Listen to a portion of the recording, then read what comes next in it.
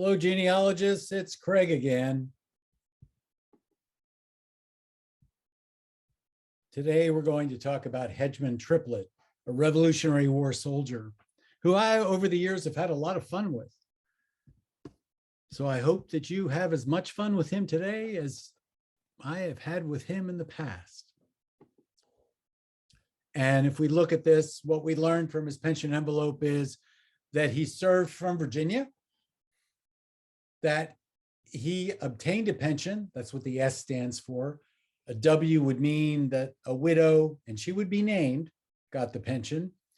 An R would mean that either he or she was rejected for their pension. Now, it's possible for there to be an accepted pension and a rejected pension in the same envelope, because these pension envelopes can contain more than one pension.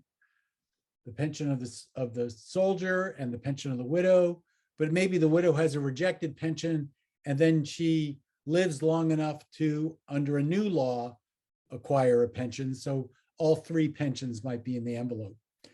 The letter that you see is from the last pension. So just keep that in mind. Could be an S, could be a W, could be an R. The original of these are in archives in Washington, D.C., the National Archives in Washington, D.C., but they will not serve them to you because they are in fact found on Fold 3, and you can look at those from home if you have a Fold 3 subscription. You can look at those from your local library if they have a Fold 3 subscription, or you can go to the National Archives and look at them on Fold 3 in the National Archives computers. I don't consider that to be a good use of your time, but you can do that. So I always go for the letters first when I read a pension. And what I'm interested in are the letters from the government to someone. I am not really interested in the letters from someone to the government because they may not have any idea what's going on. So this is a letter from the government to an individual, and it lays the groundwork for what you're going to find in the pension. It's a roadmap. They pretty much summarize, bring together all the pieces and put it in a typed document for you. So this would be your abstract of the pension. Always go there first. Now, in the triplet pension, there are some interesting documents that you may or may not see in a pension normally. In Hedgeman's pension, there are 3 copies of this form. It says, under the Act of 6 April 1838, and it talks to heirs of Hedgeman Triplett. It mentions one of them, Polly Clements. And that's the only place that Polly Clements is actually mentioned in this pension. So what we learned from the pension is that Hedgeman enlisted in 1775. He was a private, then a corporal, then a sergeant in Captain Richard Yancey's company, Colonel Glenn's Virginia Regiment. These were state units.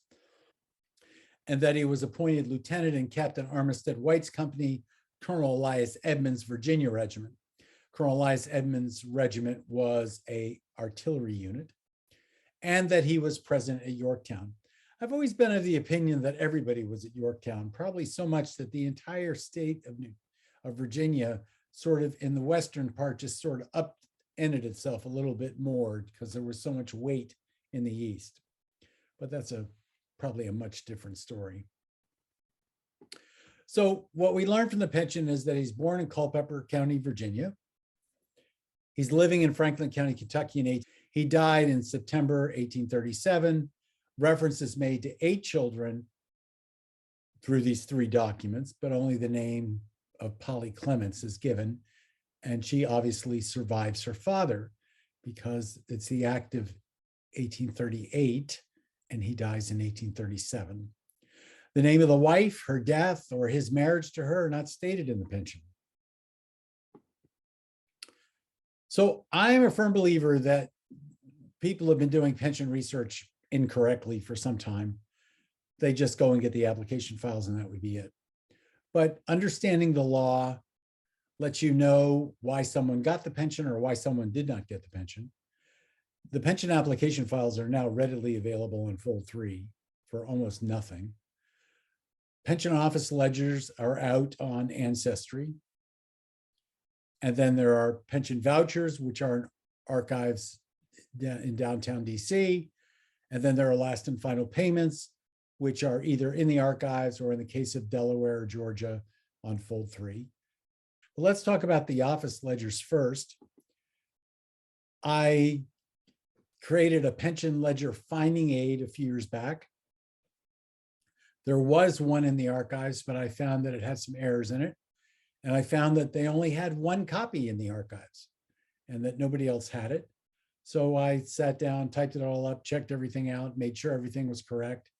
So this is what a portion of that ledger finding aid tells us about Virginia. This book is also full of case studies, of which Hedgeman is one of them. But I'm going into greater detail here than I did in the book, because I've learned more since I wrote the book. But you can see the 1818, 1832, 1836, 1838, 43, 44. 1818 is continental, 1832 is militia, 28 is Virginia half pay, 36 is the first widow's pension, 38 is the second, 43 is the third, 44 is the fourth. And then the invalids there, they may very well be Revolutionary War, or they may be more likely their War of 1812. So when we look for the Virginia agency under the Act of 1832 with payments between 1831 and 1848, we're going to find him in Ledger G, pages 297 to 332. I know this because there's a card in his pension that tells me he's being paid under the Act of 1832 and that it's retroactive to March of 1831. So I'm looking for the Virginia Agency Act of 1832 beginning in 1831.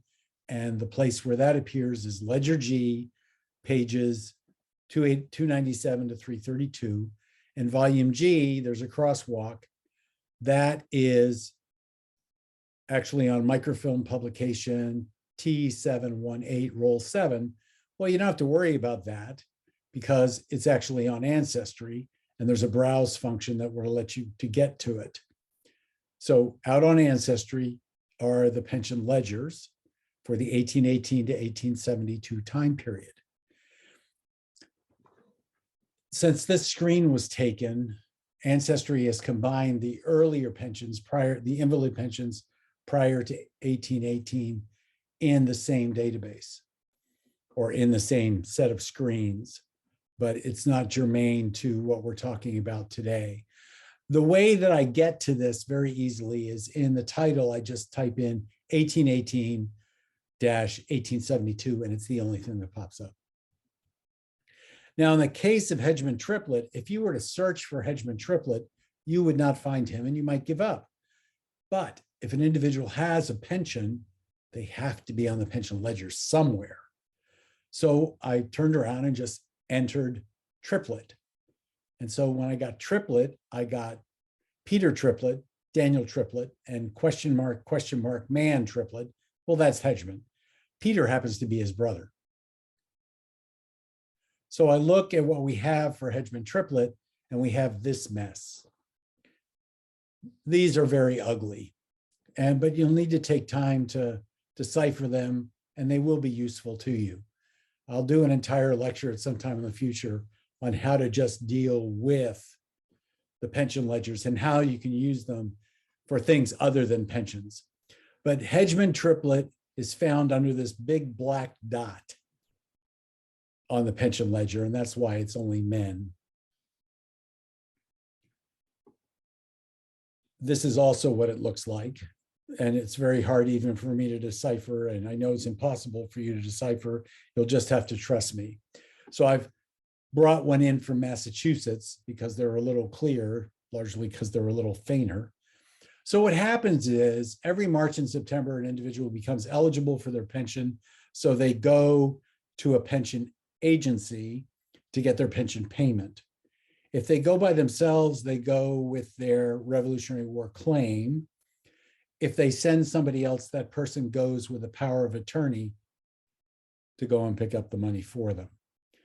Pension agencies are in banks because banks have vaults. Almost all of the pension agents are bankers. There's a couple of political appointments, but it doesn't work out very well. So every March and September, they in fact can pick up their payments. This is an 1831 ledger. March is in the first quarter, September's in the third quarter. So if you look at these numbers on here, you see a lot of ones and threes, a lot of people anxious to get their money. The numbers in these ledgers are quarters, 1, 2, 3, and 4. If you see a number, a two-digit number above a number, that is the year that they picked it up. So if they picked up an 1836 September payment in the first quarter of 37, it would say 37-1. Recognize that the one that's in the 37 March column for 1837 and the one that is in the 1836 September column that says 37-1, those are the same payment. It's just one payment there. So those are pension office ledgers at sort of a high level. It doesn't really apply to Hedgeman, except you got to do it because he may have moved to Kentucky after 1831, and you would want to know that. But it's obvious from the pension ledger that he was already in Kentucky. Then there are pension vouchers. Those numbers, 1, 2, 3, and 4, and the years above them, all equate to various pension vouchers. And they are located in Record Groups 217, which is located in the National Archives downtown. There's an inventory to Record Group 217 that is available. I worked very diligently on it after it was created as a microfiche publication by the National Archives, the only microfiche finding aid that I'm aware of. It was like they really didn't want people to use these records. But anyway, I transcribed it, added to it, found about 1,000 things that nobody else recognized, the underscribes, and added them to the inventory and basically revised the inventory. And here we are.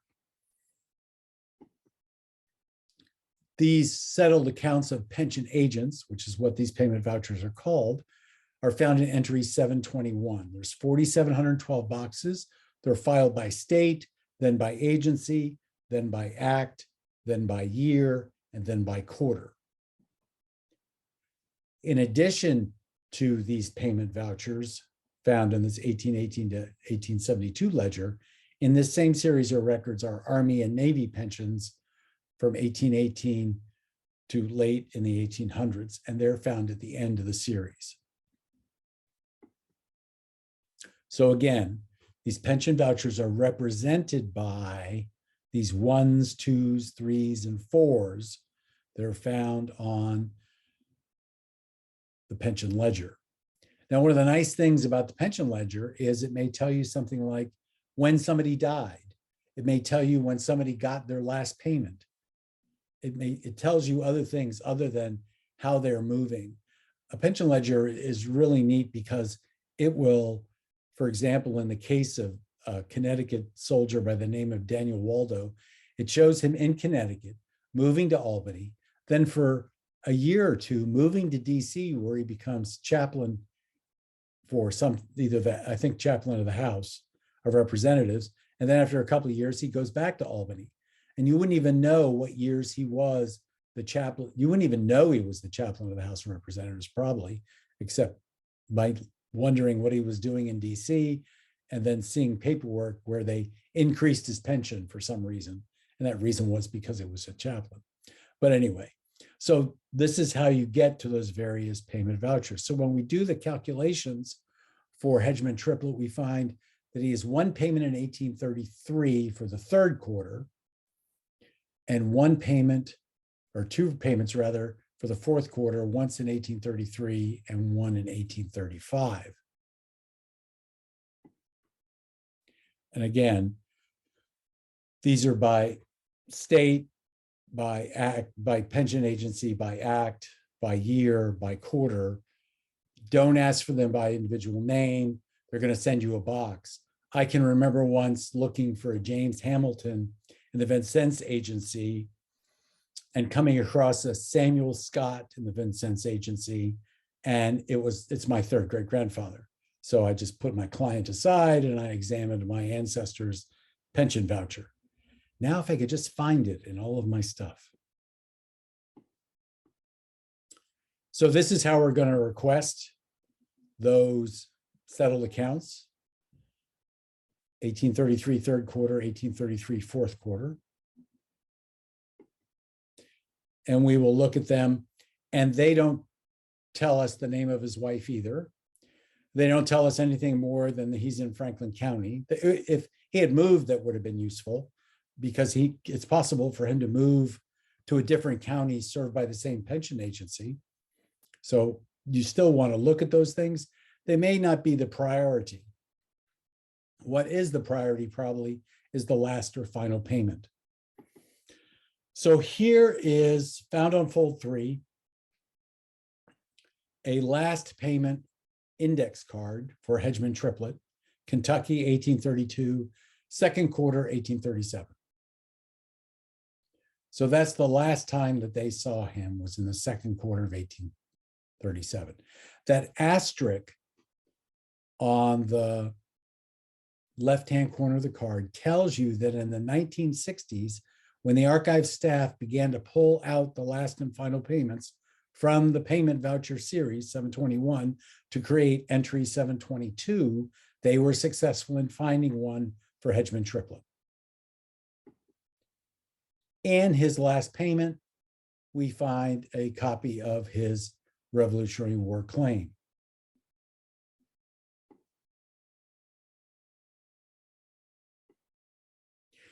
A last payment is the last time that the pension office pays a pensioner.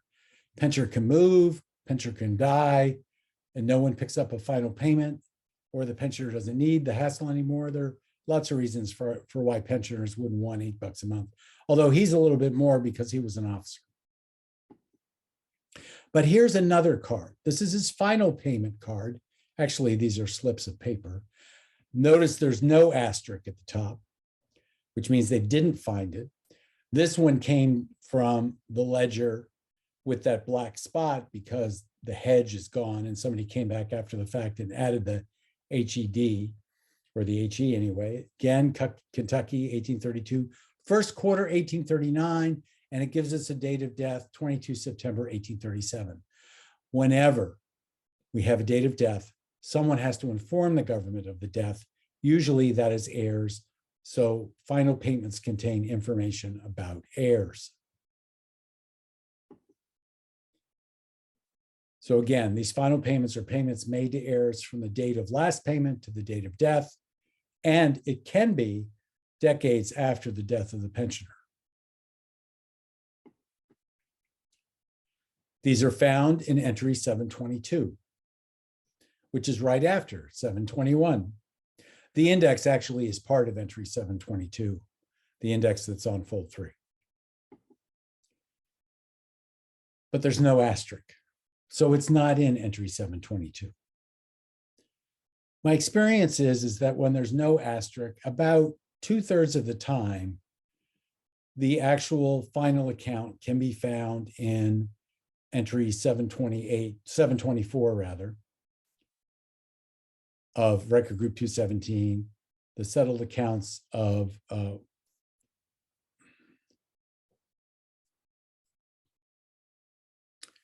it's my experience that when a final pension card does not have an asterisk, about 2/3 of the payments can actually be found in entry 724, which deals with the Act of 6 April 1838. The Act of 6 April 1838 said, if pension money has laid around in a pension office for 8 months, it will be returned to the federal government. We're not going to keep it out there in those banks. It's going to come back to the government. We can use that money better. If anybody wants their money, they're going to have to come to Washington, D.C. to get it. So everybody in entry 724 has gone back to D.C. to get their money. A lot of people in the Virginia, Maryland, Northern Virginia area would let the money rest there for 8 months, and then they go and pick it up in DC rather than go to Richmond. So lots of people game the system, but these are found in the finding aid to these are found in the lost pensions settled accounts of 6 April 1838. Now, there are two versions of this, one done in 97 and one done in 13. What happened right after I created this book in 97 is they flat filed all the records, and I stupidly, not being an archivist and knowing such things, tied them to box number and account number. And that was not a good idea. When they flat filed them, the box numbers, of course, changed dramatically. They probably tripled. And so there was a crosswalk available in the archives, but I decided to go ahead and revise it. So in the 2013 version of the finding aid, it tells you the year and the account number. Now, the advantage of the flat filing was in the previous version, the 1997 version, there were a lot of cards that were like reference cards that pointed to accounts and those kind of things. And basically what they were able to do is resolve most of those card issues and get them in the right place. So it worked out rather well in the long run. What you will learn from the finding aid is the name of the pensioner, whether we're dealing with a widow, a child, or an administrator, what the pension office was, what the year was, or if you're using the older version, the box number, which has to be converted at the archives, and the account number. So you use this on a regular reference slip, record group 217, entry 724, settled account of Hedgeman Triplett, box number 26, 1839, and it's number 5110. Now, if we back it up and look at 5110, that actually is 1839, now 5110 in the revised finding aid. So here you can see it, box 26, 5100 in the top of the right-hand column, and then in the old version and the new version, 1839, 5100. So you will get a file folder with his name on it, the year, and so there we know that in 1838 there will be 3 of these because there are 3 entries in the finding aid, but also because there are 3 slips of paper that say 6 April 1838 in his pension. So here's one of them. This one's number 8207. This is one of the 8 children of Hedgeman Triplett. Now, remember that we know there are 8 children, but we only know the name of Polly Clements. We do not know the name of any of the other children based on the pension alone. We do know there are 8. We know that one is named Polly Clements. We don't know the names of the rest. So here's one of them. And this is the kind of paperwork that you will get. And actually, this one is for Polly, one of the children. And then here's 5100. Here's another one. Active 6 April 1838. Different account. This describes another one. I think this one describes William Triplett.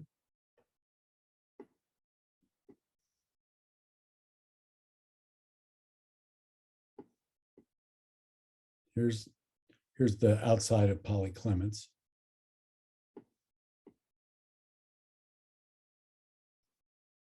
And here some other children are identified as living in Franklin County. a little bit more. When it's all said and done, what we learn is that Hedgeman Triplett died on the 22nd of September, 1837 at his residence in Franklin County, Kentucky. He left no widow. We still know nothing about his widow, but he had the following heirs: William Triplett of Franklin County, Hedgeman Triplett of Franklin County, Nancy Poe, wife of Edmund Poe of Franklin County, Elizabeth Grant, wife of Thomas Grant of Franklin County. So here we have 4 children plus Polly. That makes 5. So there are 3 more coming. So we have George W. Triplett of Davis County, Kentucky, Polly Clements, the wife of Alan Clements, who we knew about, and then Lucy Palmer, evidently predeceased Hedgeman Triplett. So what we have are the children of Lucy Palmer, who are the grandchildren of Hedgeman Triplett: Elizabeth Palmer, Nancy Palmer, Phoebe Palmer, Thomas Palmer, and Polly Palmer, all living in Indiana. And then William Palmer, John Palmer, and Richard Palmer in Shelby County, Kentucky, Hedgeman Palmer in Louisiana, and Mildred Wright, the wife of Abner Wright of Illinois. So by looking at that final payment found in the settled accounts of 6 April 1838, we were able to create, using government documents, the entire family of Hedgeman Triplett except for his wife. So we now know all of the children, and we also know at least one set of grandchildren, the children of Lucy Palmer. Remember that none of this information, except for Polly Clements, was in the pension itself. So this has been Just Genealogy, converting people just doing genealogy into genealogists day by day. If you have questions about this or any comments, please put them in the comments section below. Thank you all very much for joining me today. I appreciate you.